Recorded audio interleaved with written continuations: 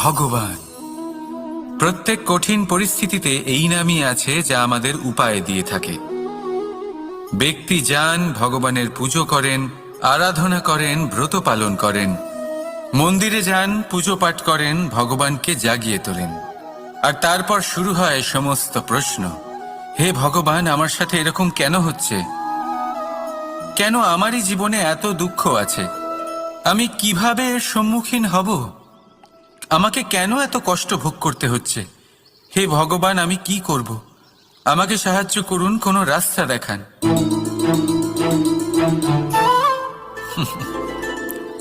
চলুন আমি আপনাকে একটা প্রশ্ন করি।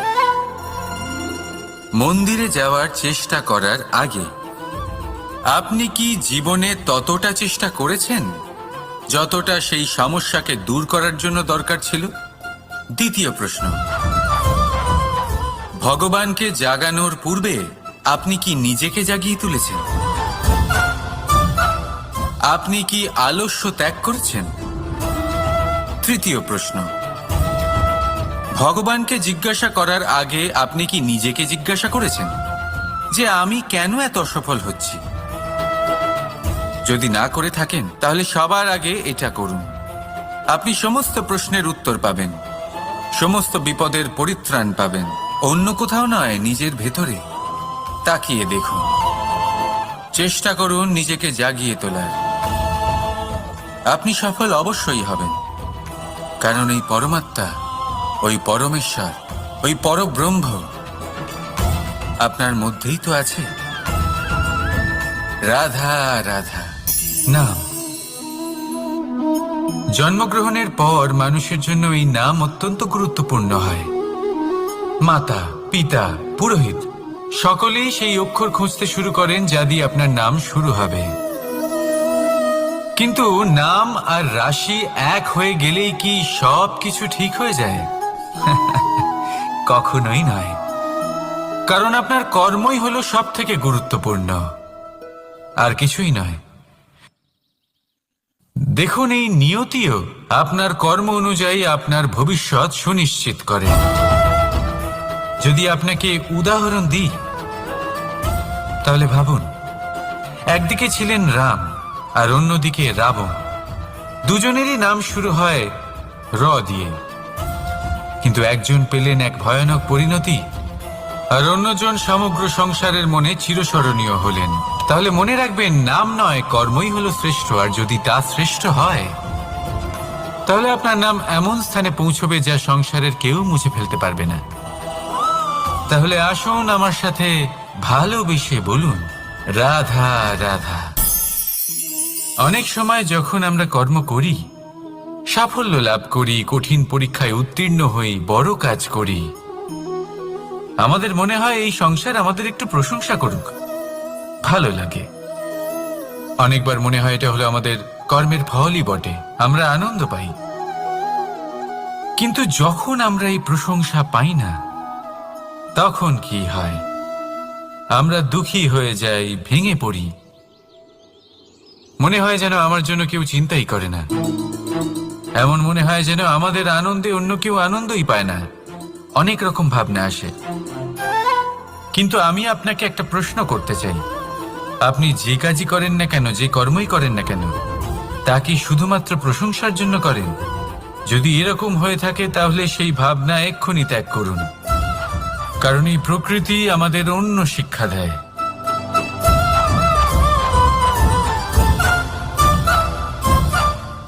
এই ফুলকে দেখুন,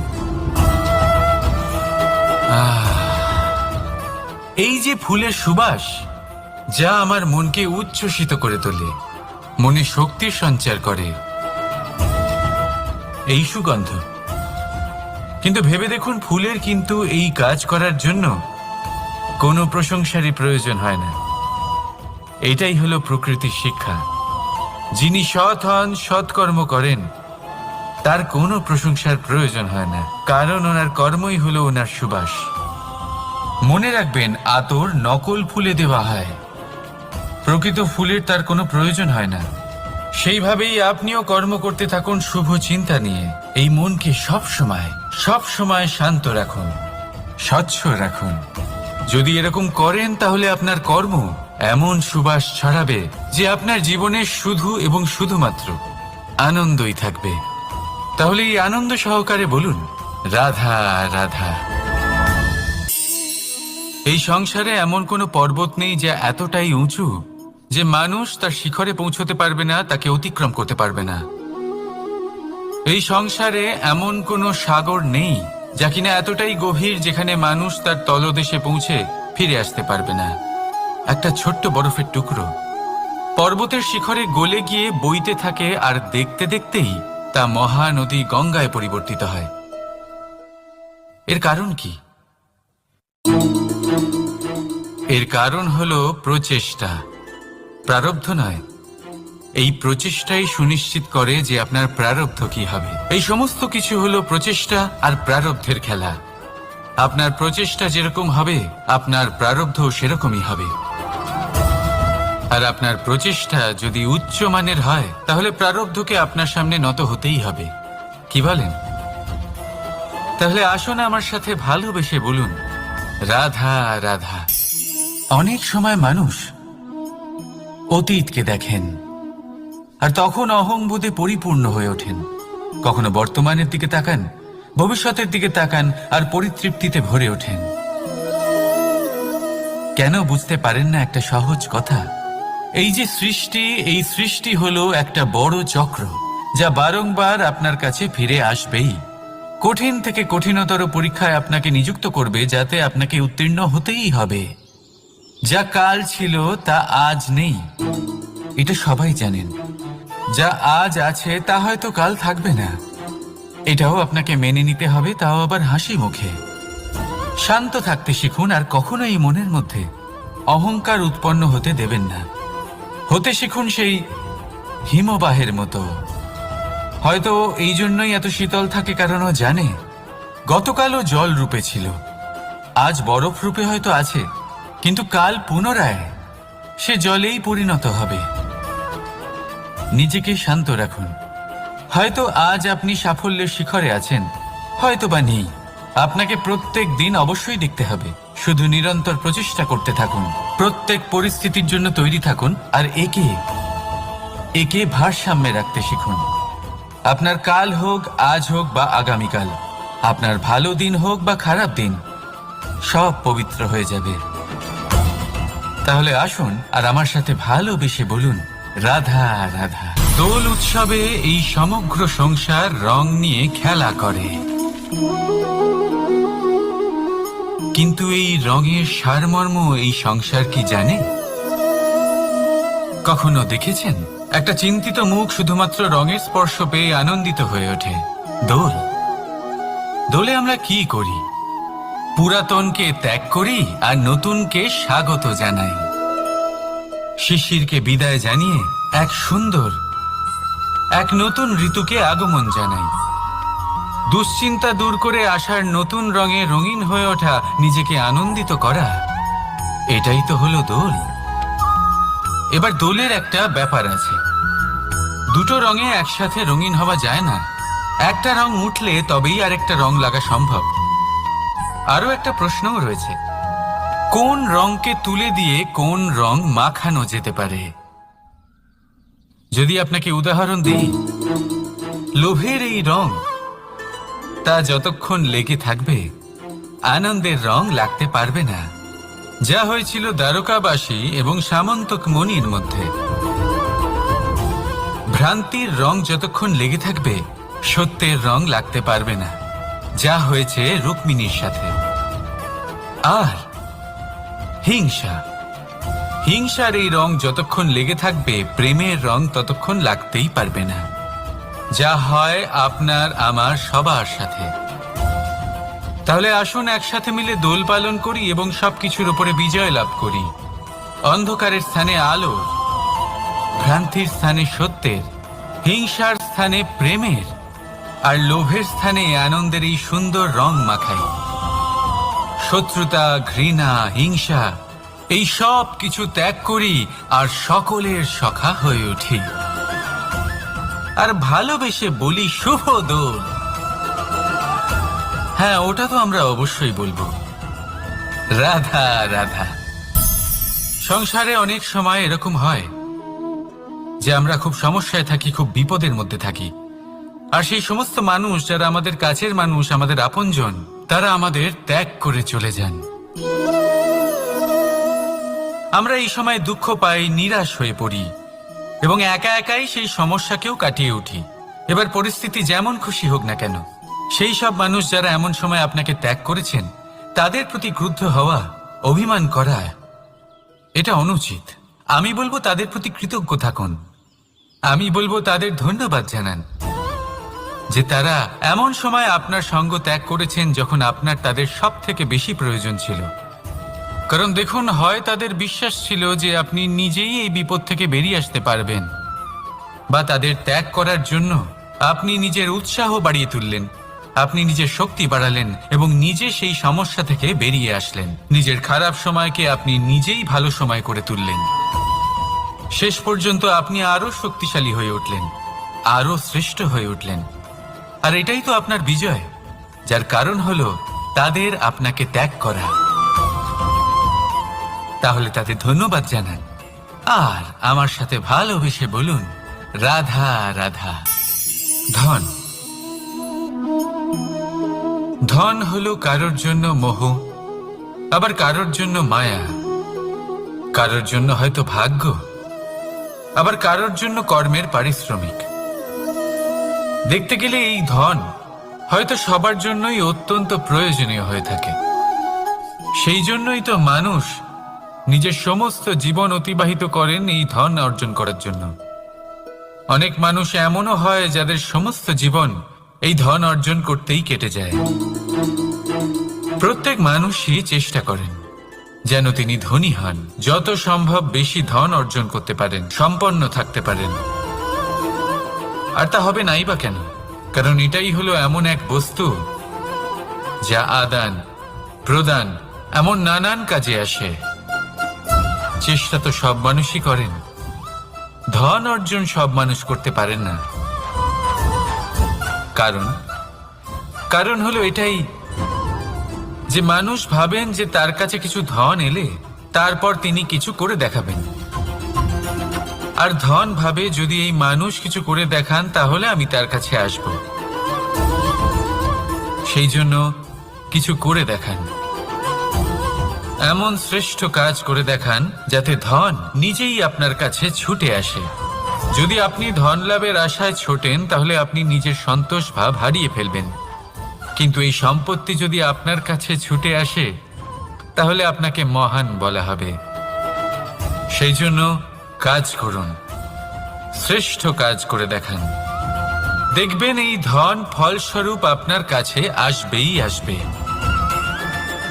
তাহলে আসুন আমার সাথে ভালোবেসে বলুন, রাধা রাধা। আমাদের মনে সবসময় একটা প্রশ্ন এসেই থাকে, এই জীবন যা কিনা ঈশ্বর আমাদের দিয়েছেন, একটা জীবন, ঈশ্বর এক আত্মা দিয়েছেন পৃথিবীতে বাঁচার জন্য।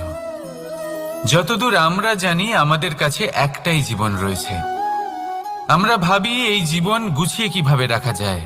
প্রত্যেক মানুষ ভাবেন যে আমি কি করি যাতে এই জীবনকে গুছিয়ে রাখা যায়, কিরকম কর্ম করব, কিরকম পুণ্য করব, কি ধরনের শাস্ত্র পড়ব যাতে আমি সেই জ্ঞান অর্জন করি যাতে জীবনটা সুন্দর করে তুলতে পারি। আমাদের সমগ্র জীবন কেটে যায় এই প্রশ্নের উত্তর খুঁজতে, সেই শাস্ত্র অধ্যয়ন করতে। এমন অনেক মানুষ তাও বুঝতে পারেন না। আসুন আজ আমি আপনাকে একটা সহজ কথা বলি, যার দ্বারা আপনি নিজের জীবন সুন্দর করবেন। জীবন, জিহ্বা, এদের দুজনেরই হলো একটাই রাশি। জিহ্বা অর্থাৎ আপনার কথা, এই কথাকে সংযত রাখুন, একে সুন্দর করে তুলুন, মধুর কথা বলুন, যতটা সম্ভব একে নিয়ন্ত্রণে রাখুন, আপনার জীবন সুন্দর হয়ে উঠবে। কারণ এই শব্দ হয় অত্যন্ত শক্তিশালী। এটা হলো এমন এক বন্ধন যা আপনার সামনের মানুষকে আপনার ব্যক্তিত্বের সাথে জুড়ে দিতে পারে। তাই এই শব্দ সংযত রাখুন, একে সুন্দর করে তুলুন। আপনার জীবন আপনা থেকেই সুন্দর হয়ে উঠবে। আর আসুন, এই মধুর সুন্দর অনুভূতি দিয়ে বলুন, রাধা রাধা। জীবন, এই জীবন আসলে কি?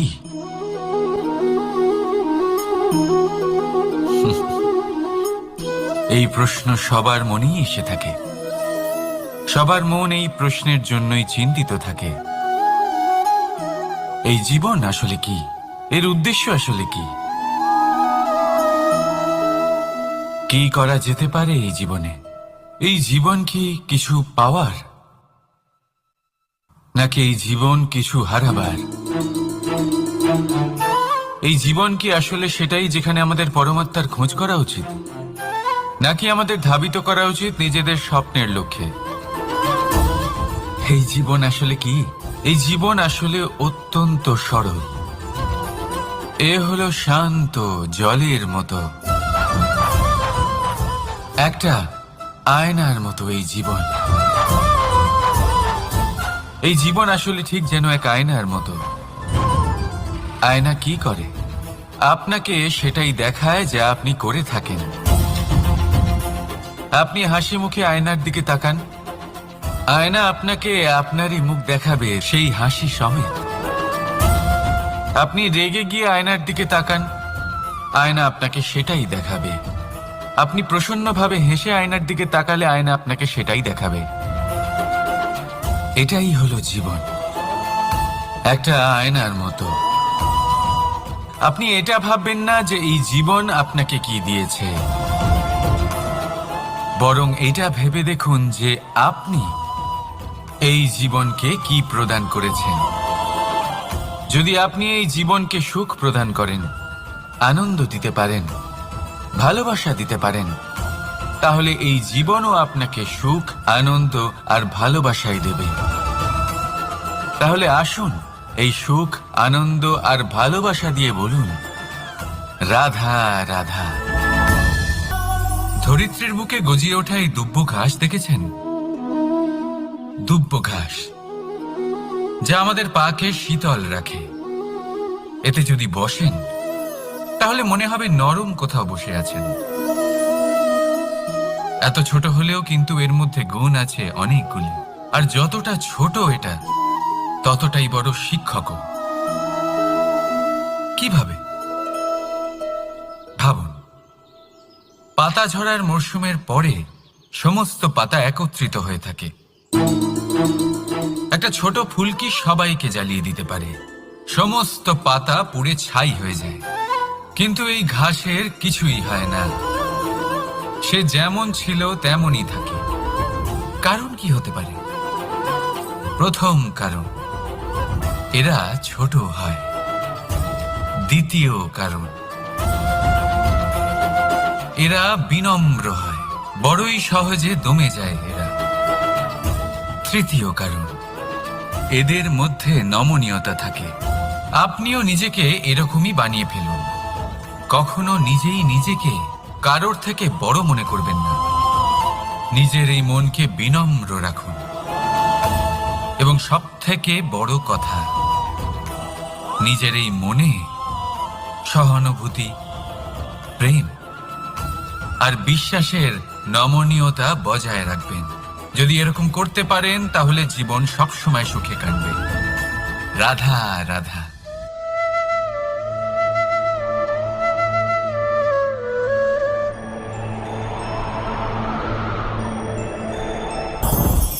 লোভ আপনার অন্তরের আরো একটা শত্রু। দেখতে গেলে এটা একটা শব্দ, একটা সংস্কৃত শব্দ। লব ধাতু থেকে উৎপন্ন হয়েছে। এর অর্থ কিছু লাভ করা। কিছু লাভ করা অনুচিত নয়, আরো কিছু লাভ করাও অনুচিত নয়, কিন্তু সব থেকে বেশি আমি লাভ করব। আমি আরো চাই, আরো বেশি চাই, আরো বেশি পেতে চাই। এটাই হলো লোভ। আর এই লোভ যখন গ্রাস করে, তখন আপনি যা পেতে চান, সে ধনই হোক বা মানই হোক, তা অর্জন করার জন্য মানুষ যে কোনো স্তরে পৌঁছে যেতে পারে। যদি মানুষ ধন অর্জন করতে চান তাহলে তার জন্য তারা অধর্মের পথেও চলতে পারেন। যদি সম্মান অর্জন করতে চান তাহলে অন্য মানুষকে ছোটও করতে পারেন। শেষ পর্যন্ত আপনার এটা মনে হতে পারে যে যদি একটু অল্পই প্রাপ্ত করতাম কিন্তু ভালোবেসে প্রাপ্ত করতাম, এই জীবন আরো অনেক বেশি সুখী হতো। লোভ আপনার জীবনে, আপনার মনে কখন যে প্রবেশ করবে সেটা আপনি জানতেও পারবেন না। তাই এটা চিনতে শিখুন আর তৎক্ষণাৎ জীবন থেকে বাইরে ফেলে দিন। যা কিছু লাভ করতে চান তা ভালোবেসে লাভ করুন, আর সেই ভালোবাসার সাথেই বলুন রাধা রাধা। জীবনে ক্ষমা চাওয়া তাও কিছুটা সহজ, ক্ষমা করতে পারা অত্যন্ত কঠিন। ক্ষমা 2 অক্ষরের এই শব্দ হতে পারে, কিন্তু অত্যন্ত বড় এই শব্দ, অত্যন্ত গুরুত্বপূর্ণ এই শব্দ। কখনো কখনো অন্য কাউকে ক্ষমা করে দেওয়া তাও কিছুটা সহজ কাজ, কিন্তু নিজেকে ক্ষমা করতে পারা অত্যন্ত কঠিন হয়ে দাঁড়ায়। অতীতে যদি আমাদের এমন কোনো ভুল হয় যে কারণে আমরা নিজেকে ক্ষমা করতে পারি না, অনেক সময় এমন কিছু ভুল করে বসি যে বিষয় শুধু আমরাই জানি, কিন্তু আমরা নিজেকে ক্ষমাই করতে পারি না, আর আমাদের বিকাশ সেখানে স্তব্ধ হয়ে যায়। কারণ যদি আপনি ক্ষমা করতে না শেখেন, নিজেকে ক্ষমা যদি না করতে পারেন, তাহলে তা আপনার জীবনের সব থেকে বড় বাধা হয়ে দাঁড়াবে। সেই জন্য জীবনে অবশ্যই শিখুন যে কিভাবে নিজেকে ক্ষমা করতে হয়, আর শিখুন যে আগের করা ভুল আবার কি করে না করা যেতে পারে। এই মন হালকা হবে আর প্রসন্ন হয়ে বলবে রাধা রাধা। এই সংসারে যখনই কোনো সমস্যা আসে তখন আমরা আমাদের সব থেকে বড় সম্বলের কাছে আশ্রয় খুঁজি, তা হলো আমাদের বিশ্বাস। এবার প্রশ্ন হলো এটাই যে এই বিশ্বাস কার উপর করা যেতে পারে? পরিবারের ওপর, বন্ধুর ওপর, নাকি তাদের ওপর বিশ্বাস করা উচিত যাদেরকে আমরা কখনো সঙ্গ দিয়েছি? দেখুন, এই সংসারে বিপদের সম্মুখীন হলে কে আপনাকে সাহায্য করবে সেটা নির্বাচন করা আপনার হাতে নেই। সেটা সেই সকল ব্যক্তির উপর নির্ভরশীল যে তারা আপনাকে সাহায্য করবে নাকি করবে না। অর্থাৎ যখনই কোনো বিপদ আসে সর্বপ্রথম তার সম্মুখীন আমাদের নিজেকেই হতে হয়, আর তার জন্য প্রস্তুত থাকা প্রয়োজনীয়। সেই শক্তি, সেই সাহস অর্জন করা প্রয়োজনীয়। দেখুন, যখনই অন্ধকার আসে তখন সবার আগে কে আপনাকে ত্যাগ করে চলে যায়? আপনার নিজেরই ছায়া। এই অন্ধকারের সম্মুখীন হতে হয় অন্তরের প্রদীপের দ্বারা, অন্তরের আত্মা দ্বারা। তবেই আপনি অন্ধকারের ওপর জয়লাভ করতে পারবেন। সেই জন্য যে বিপদই আসুক না কেন, নিজেকে তার জন্য প্রস্তুত রাখা উচিত। সেই সাহস নিয়ে আসুন। এমন কোনো বিপদ নেই যা আপনাকে ভেঙে দিতে পারে। আসুন আমার সাথে ভালোবেসে বলুন রাধা রাধা। মানুষ সবসময় চায় যে তার জীবনে যেন কখনো কোনো সমস্যাই না আসে। সে চায় তার জীবন যেন শুধুমাত্র শান্তি এবং সুখের দ্বারা পূর্ণ থাকে। কিন্তু এই চাহিদা অনুচিত কিছু নয়। আমরা সবাই এটাই চাই যে জীবনে সুখ থাক, শান্তি থাক। কিন্তু এই কথা সবসময় মনে রাখবেন, যে সূর্য উদিত হন সংসারকে প্রকাশমান করেন, দুপুরবেলায় সংসারকে রৌদ্র প্রদান করেন, সন্ধেবেলায় তাকেও অস্ত যেতে হয়। এবার আমাদের জীবন চক্র কিছুটা এরকমই। কোনো কিছুই চিরকাল একরকম থাকে না। কখনো এই নদীকে দেখুন যা বয়ে চলেছে।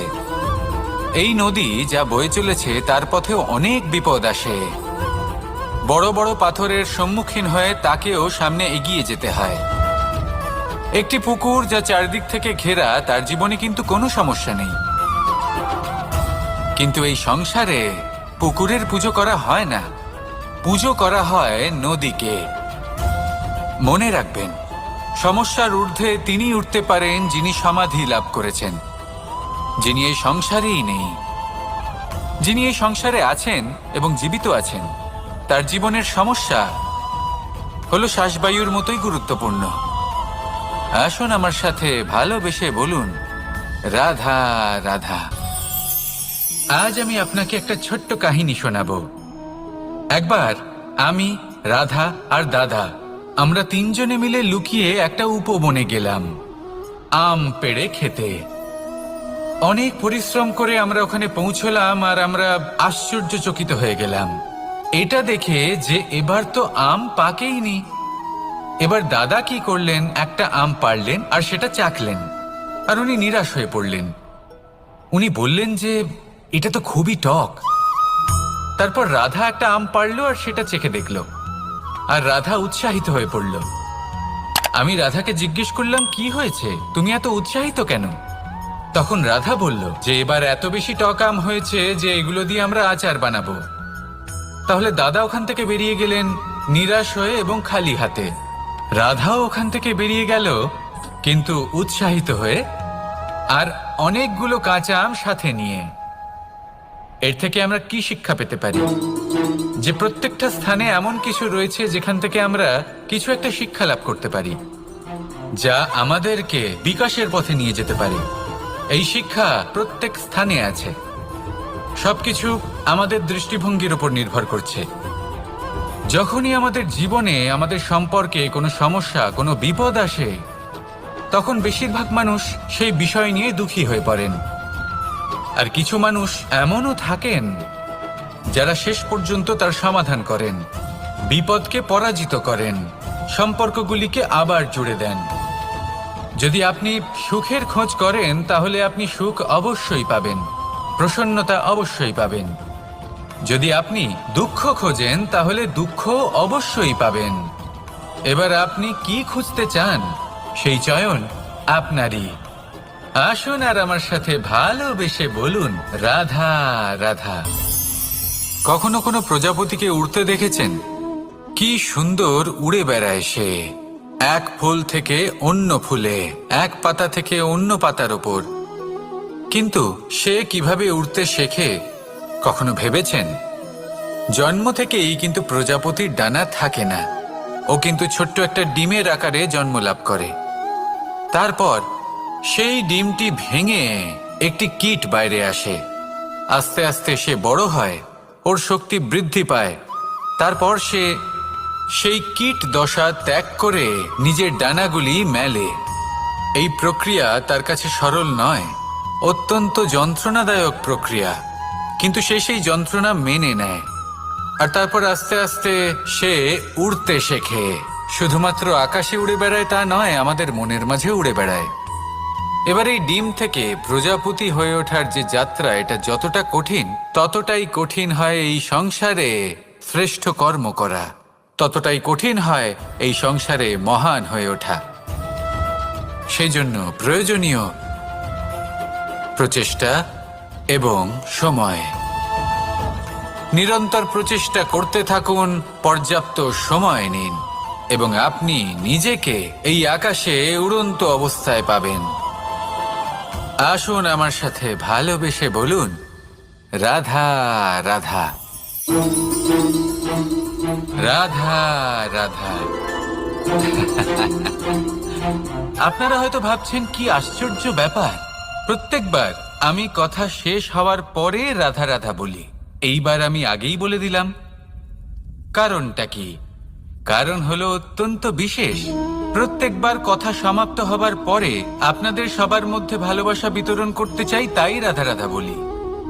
কিন্তু এইবার এই নতুন এবং বিশেষ সূত্রপাতে প্রথমে প্রেম বিতরণ করা অত্যন্ত আবশ্যক। এবার একটা বিষয় আছে যা জানেন হয়তো সকলেই, কিন্তু বুঝতে খুব কম জন পারেন।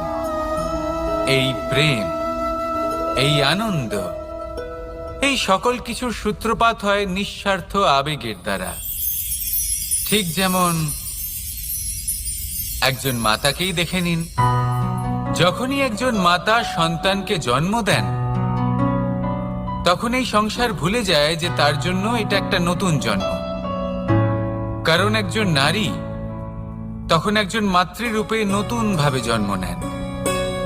একজন নারী স্ত্রী ও গৃহবধূ রূপে কিছু অধিকার লাভ করে থাকেন, কিন্তু তিনি যখন মা হয়ে যান তখন তিনি শুধুই দান করতে শেখেন। নিজের সন্তানের জন্য কত কিছুই না করেন, তাকে বাৎসল্যের সাগরে ভাসিয়ে নিয়ে যান। এই সংসারে রাজকুমার জন্ম নিতেই পারেন। তাকে রাম এবং লক্ষণ কিন্তু মায়েরাই বানিয়ে তোলেন। একজন গোয়ালা জন্ম নেয়, তাকে দ্বারকাধীশ একজন মাই বানিয়ে তোলেন। পিতা হলেন সেই পর্বত যার একটা অংশ হলো তার সন্তান, কিন্তু মা হলেন সেই শিল্পী যিনি একটা পাথরকে খোদাই করে এমন এক মূর্তি গড়ে তোলেন যাকে সকলে পূজনীয় মনে করেন।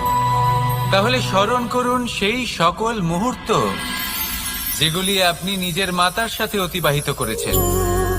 অনুভব করতে পারবেন যে কিভাবে এক মুহূর্তেই এই মন প্রফুল্ল হয়ে ওঠে। এবার এর কারণ কি? এর কারণ হলো এই জীবনের আসল দ্বারই হলো মমতা।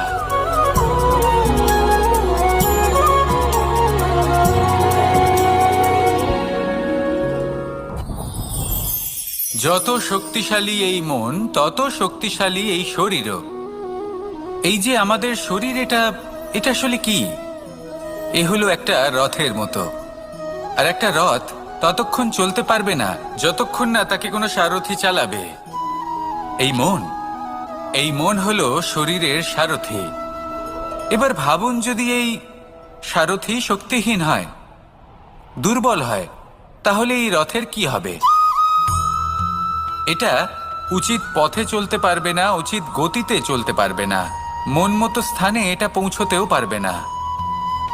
সেই জন্য মনের শক্তি অত্যন্ত প্রয়োজনীয়। এবার মনের শক্তি আমরা কোথা থেকে লাভ করি? দৃঢ়তার শক্তি থেকে। এবার এই শক্তি আমরা কিভাবে বাড়াতে পারি? আমরা প্রতিদিন কিছু নতুন স্থির করি, কিছু ছোট কিছু বড়। আর যেই আমরা নতুন কিছু পূর্ণ করি, আমাদের মনের শক্তি বেড়ে যায়। আর যদি পূর্ণ না করতে পারি, মনের শক্তি কমে যায়। একটা দেওয়ালের মতো ছোট ছোট ছোট ছোট শিলা আমরা একটার পর একটা স্থাপন করে একটা দেওয়াল তৈরি করি। এতগুলো পাথর যখন একত্রিত হয়ে যায়, তখন এমন এক দেওয়াল তৈরি হয় যাকে ভাঙা প্রায় অসম্ভব হয়ে দাঁড়ায়। সেরকমই হয় মন এবং দৃঢ়তা।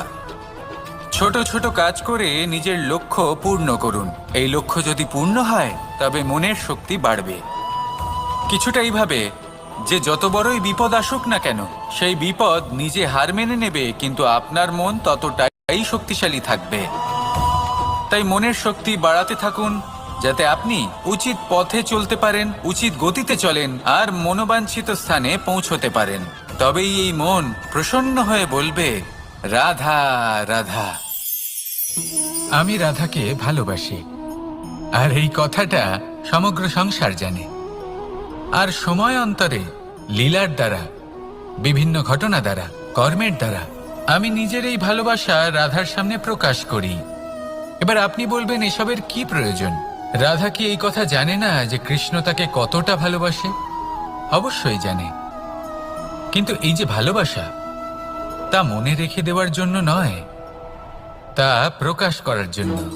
আর বারংবার এই ভালোবাসাকে প্রকাশ করা উচিত, উচিত সময় এবং উচিত সুযোগ দেখে। কিরকম? এবার যদি আপনি প্রেমীর সাথে কোনো উৎসবে থাকেন, তাহলে তার সাথে নৃত্য সঙ্গীত করুন। যদি ভিড়ের মাঝে থাকেন, তখন প্রেমীকে সম্মান করুন, একান্তে প্রসাধন করুন। দুঃখের সময় তার হাত ধরে থাকুন, সুখের সময় আলিঙ্গন করে রাখুন। এই প্রেম যত প্রকাশ করবেন, ততই এই প্রেমের বৃদ্ধি হবে।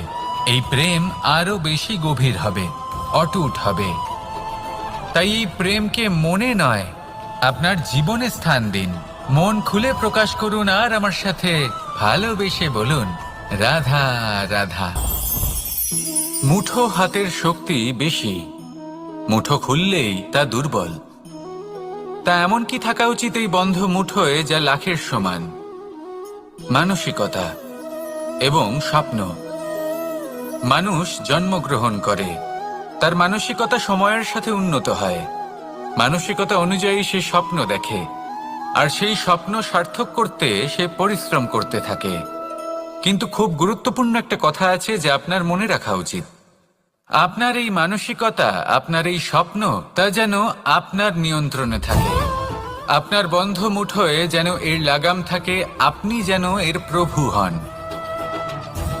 যদি তা হয় তবেই আপনি লাভবান হবেন।